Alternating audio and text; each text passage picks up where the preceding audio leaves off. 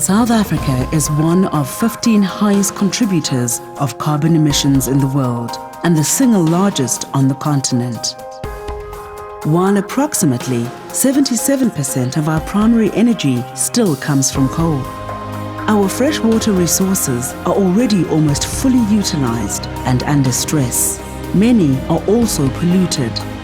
With the African continent already singled out as one of the most vulnerable to climate change, you might expect South Africa to be in the throes of an environmental meltdown. But South Africa has a talent for exceeding expectations.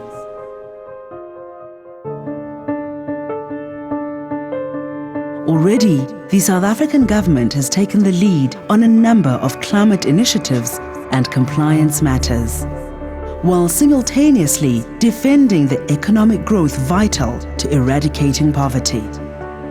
And together with the National Business Initiative, local corporations are pioneering a new era of sustainable, responsible business. We realized in 2005 already, when the country didn't have firm policies in place, that we needed to embark on a sustainable journey. And we discovered that business was quite ignorant of a lot of sustainability issues, especially with regard to things like climate change, energy and water. So a lot of our work in the beginning as the NBI was first of all just to advocate the messages around why this was important and why it had to move from just being an environmental focus to an economic focus. The South African business sector invested 17.6 billion rand in projects and initiatives set to reduce energy use and lower emissions.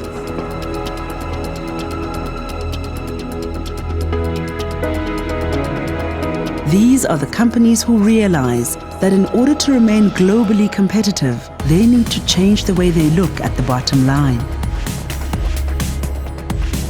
This has been my dream, to see renewable energy come in at scale into the South African market and make use of the blessings this country has. And one of those is lots of sunshine.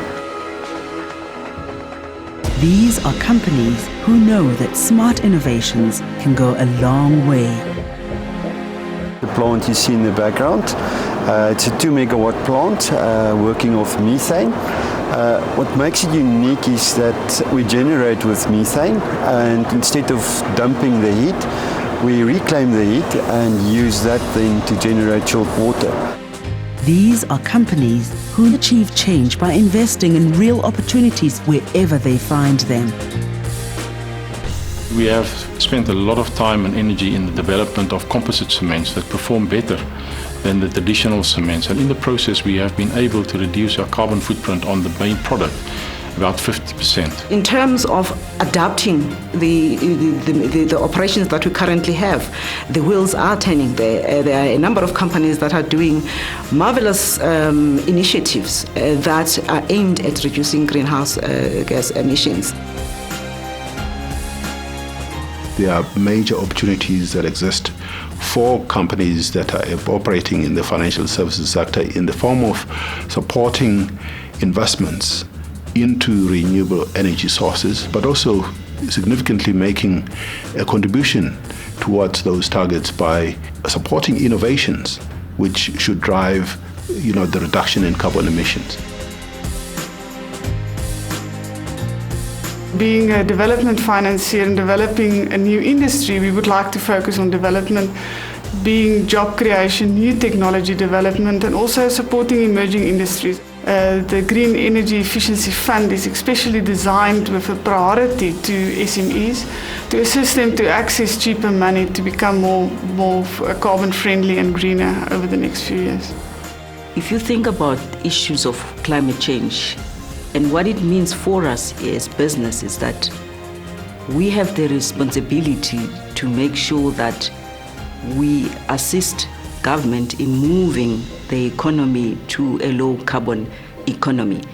In fact, it's not only government and business, also civil society, you and I, understanding what this means if we want to move to the low carbon economy.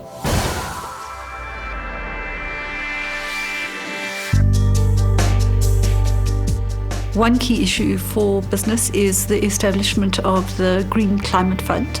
And clearly it is important in terms of whether there is going to be climate finance into the future. Secondly is the establishment of the technology mechanism. And given that resolving the climate problem to a large extent is dependent on technology, the extent to which you get progress on that is very important for business. And thirdly, an adaptation committee is to be set up. In our context in South Africa, the question of managing the impacts of climate change is important. And finally, a system is going to be set up for measuring, reporting and verifying mitigation actions by developing countries. And I think certainly that is going to have implications for South Africa.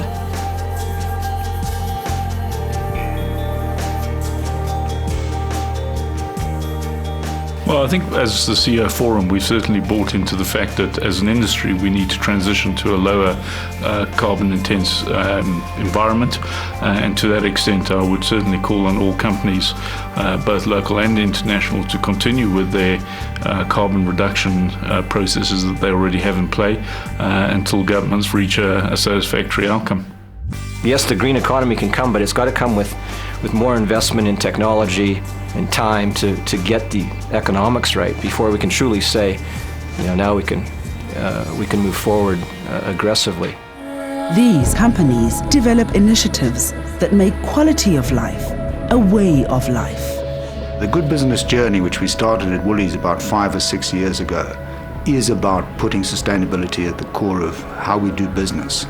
And we looked at the world around us and thought, isn't there a better way to do business? Isn't there a way to do business that minimizes the impact on the environment, if possible adds back to the environment around us, to the social infrastructure around us, to the community around us? And those were the frameworks that we set for the Good Business Journey. No matter what happens to reduction of carbon dioxide emissions, we are going to be living with the negative impacts of climate change anyway. And that means any company that considers itself as a long-term company has to include adaptation as a critical element of its business strategy. Essentially, climate change will affect the amount of risk to which society is exposed and hence the cost of insurance. The full impact of climate change will only be felt over decades going forward. Climate risk is not something that you can confine to geographical boundaries. Climate systems operate over many, many countries, and it's essential to act collaboratively globally in order to respond appropriately.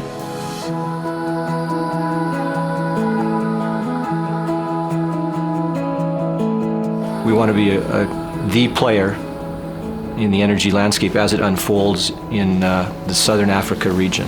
That's a key priority for us. And the third leg we've added recently is new energy, low carbon electricity. We're looking at a lot of technologies, underground coal gasification, carbon capture and storage, shale gas, hydro power, wind power, concentrated solar power. We've got some fascinating projects on the way. And the really exciting thing is most of them have come from within the system. They haven't come from the leadership, they've come from a supplier or a manager or somebody on the shop floor.